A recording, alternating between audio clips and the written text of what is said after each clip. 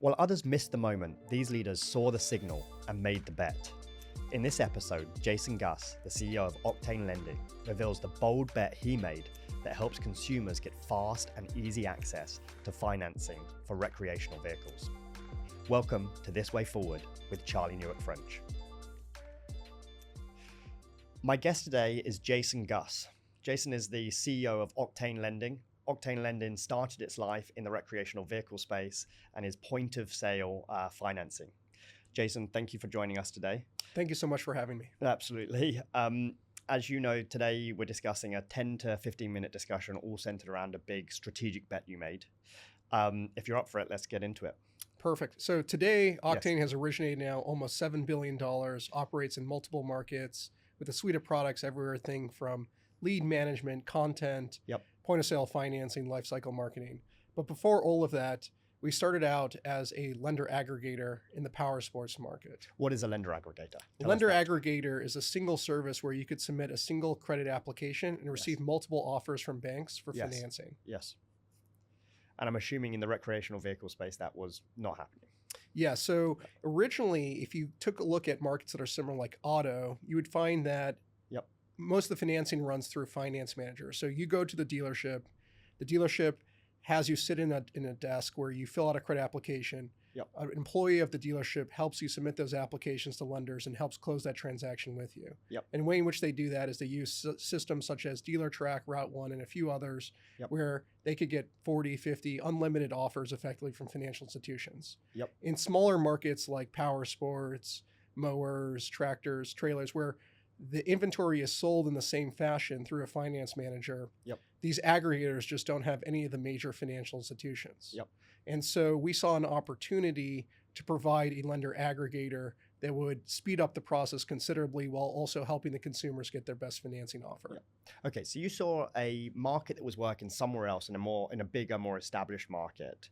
And you were like, let's apply this to a space that is not working right now. Is that a fair summary? That is a fair summary. So we raised $1.5 million, launched our product in December of 2014.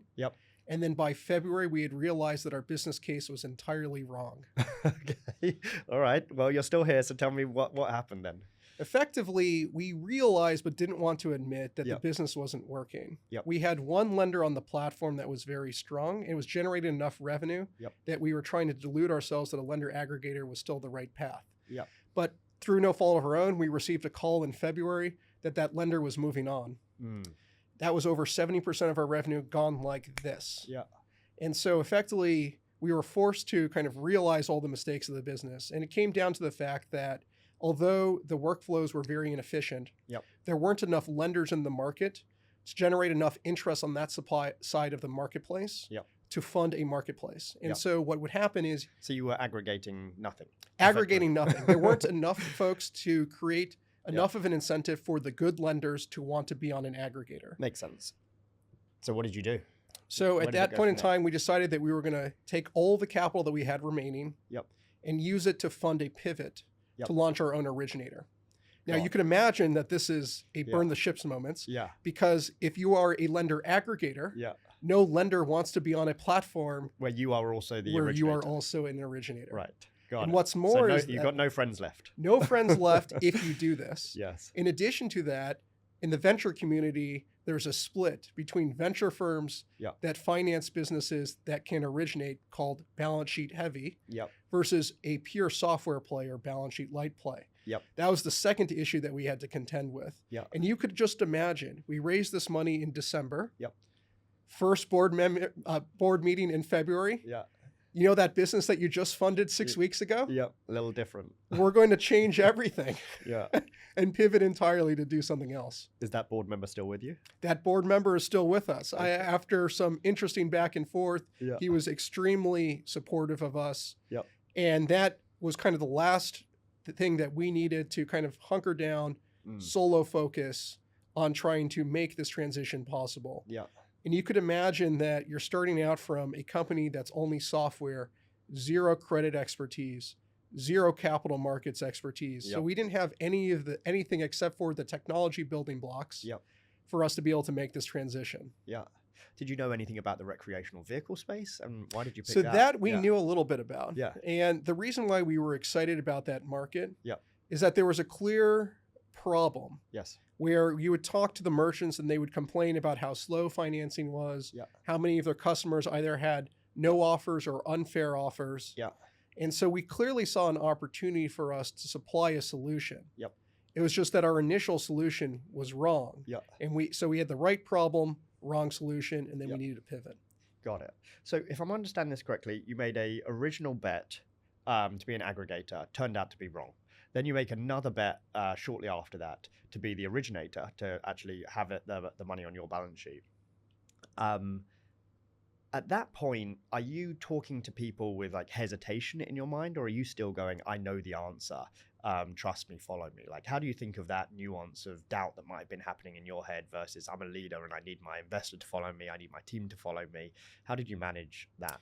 So it's an interesting question. Yeah. Way we kind of thought about it. If you look in hindsight, it's clearly easy to see that, oh, that was so obvious. It was just up and to the right. Yeah. But it certainly didn't feel obvious at the time, I'm sure, or inevitable. There were some, you kind of have this hubris, or you have to self-delude yourself to take some of these crazy bets, because if you look at any startup in any market, the chances of success is generally very, very small.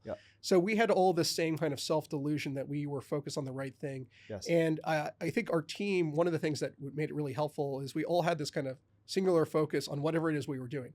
So when we were doing the aggregator, that was the only thing we were looking on. We weren't looking at boiling the ocean for other solutions. When we wanted to move to a lender, we focused on that solely.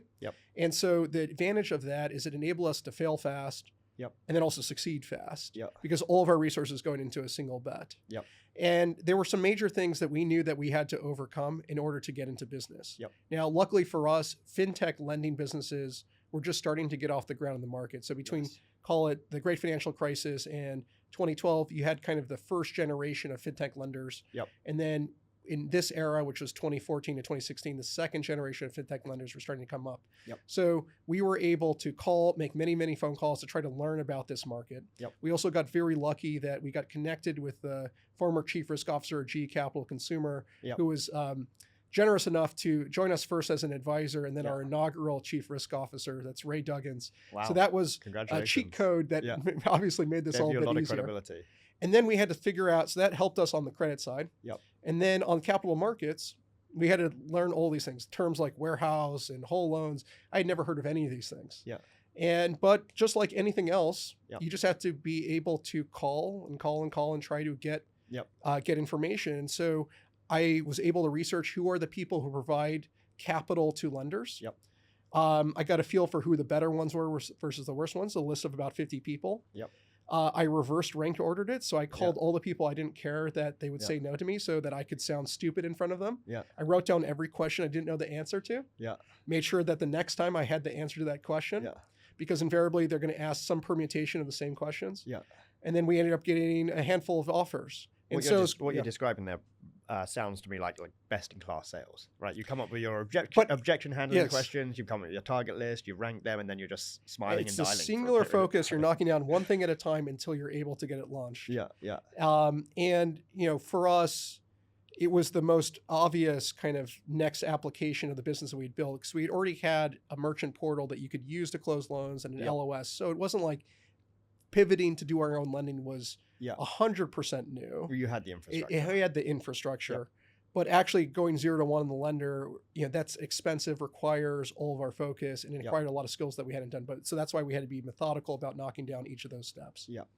Cool. All right. One question I like to ask in this podcast is why was it non-obvious? So you started by saying you're going down the aggregator. You were aggregating nothing because there was no other competitors out there. I'm sure there were a few others, but why weren't other people doing this recreational vehicle loan origination at scale? Why was there a gap in the market in your mind? I think it has to do with power law. So if you look at venture capital dollars and you look at how big banks allocate their dollars, it's all to the biggest opportunities. And so for me, I always loved this concept of these overlooked markets that were kind of Goldilocks in nature. Large enough that you could build a large business, not large enough that you could attract a lot of competition. I'm not going to name names, but I had a conversation with the chief risk officer of one of the 3 largest lenders in the power sports market before we started. So remember, this person's from a big bank. A lot of other business lines roll into this person. Yep. And I asked, third largest business in the space. I asked him, what do you think of the power sports market? Yep. His response was, what is power sports? The second time I asked him was like right before I was ready to start this company. He says, you know what, Jason, I maybe thought about power sports 5 minutes in the last year, including the last time you asked me about it. So it was just a line item that happened to be reporting up. I knew this market was going to be good because the people running it, it was just kind of not a focus for them. It was a blip on the radar, unimportant. And the merchants and folks, consumers in the market were yearning for more solutions. Yeah. And so I knew that there was an opportunity where this is a big market, it's underserved, the people who could serve it are just not interested. Yep. And I just need to figure out how. Yep. So lender aggregator clearly didn't work. Yep. Lending was kind of our wedge into it. Yep. And we had to start in the most underserved market. So we started in the segment that the banks weren't covering, the near prime segment, and thin file. And then as we built credibility with the merchants and the manufacturers, we were able to move full spectrum and serve the whole market. Yep.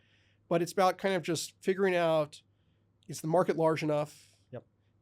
Is there an underserved need? And then what is the solution for that need? And then what's the path to get there? Yep. Okay, so you take on that market. This is last question for you. You take on that market. Seems like you've largely won that from the outside, at least. And then you've taken that and effectively made Octane Lending a much larger organization. When was that transition? We're like, okay, we've cracked something. It's time to take on a bigger market following that success. Yeah, so the way we kind of think about it is there's these hills to climb. Yes. So the first hill to climb, which is like, what is the first wedge of value that we could drive to get some level of traction? Yes. Was basically just that, okay, lending's slow, so we're going to automate it. Yes. Lenders tend to either just do prime lending or non-prime lending. We're going to do everything, so you could just use us for everything. Yep. Those two insights, basically every fintech lender realized that in their respective market, call in the mid 2010s. Yep. And we just applied that to power sports. Yep. And that got us our early success from launch in 2016 of our lending business all the way to around 2018, 2019. Yes. But then what you see with all the other fintechs that have had challenges Yep. is that, okay, great, everyone else catches up. And in fact, when we did it, all the Yep. legacy folks, because they're great businesses run by really smart people too with lots of money, Yeah. they started improving their credit product. They started automating things. Yeah.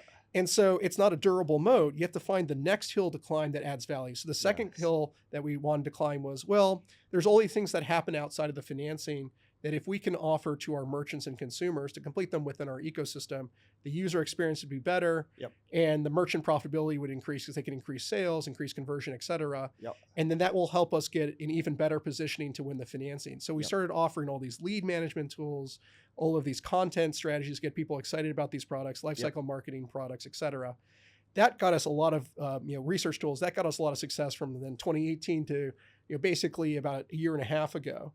And then we decided, as we started finally getting really large in these markets, and we started approaching being the number one player, what is it going to take for us to kind of get to the next level? Because once you're number one, it doesn't mean your growth stops. It just means every incremental loan is that much harder to get because you've already gained so much share.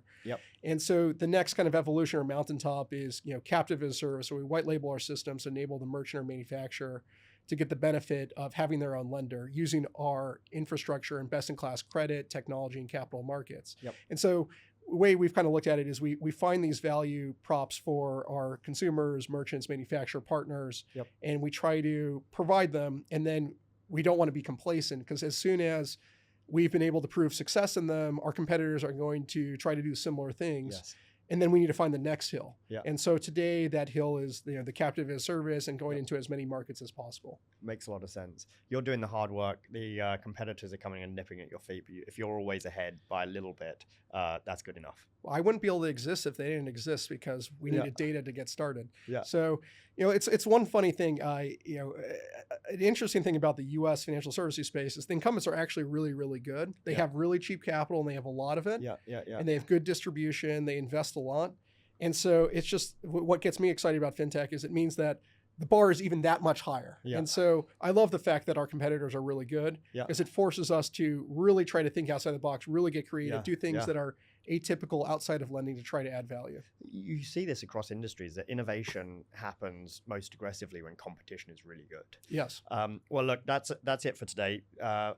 Congratulations on everything you've done, Jason. You've built a fascinating company with Octane Lending. Your big bet was after having done something wrong, frankly, Yes. use the infrastructure that you'd built to make a right bet, and that bet paid off really well. So congratulations, and thank you for the time today. Thank you so much for having me. Cheers.